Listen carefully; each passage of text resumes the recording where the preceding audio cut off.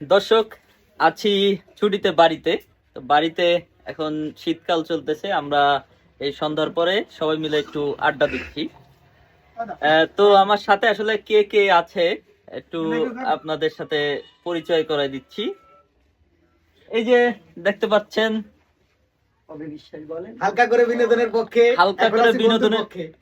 বিনোদনের পক্ষের যে মূল মালিক, ঠিক আছে, তিনি এই দিঘিরজান বাজারের একজন ব্যবসায়ী, সেই সাথে হচ্ছে হালকা করে বিনোদন এটা চালান।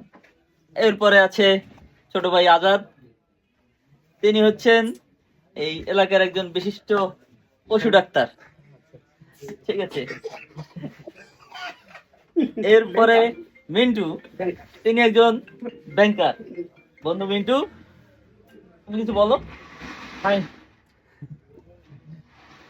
মানে ব্যাংকে চাকরি করতে করতে তিনি এখন আর মুখ দিয়ে খুব একটা কিছু বের করতে পারতেছেন না।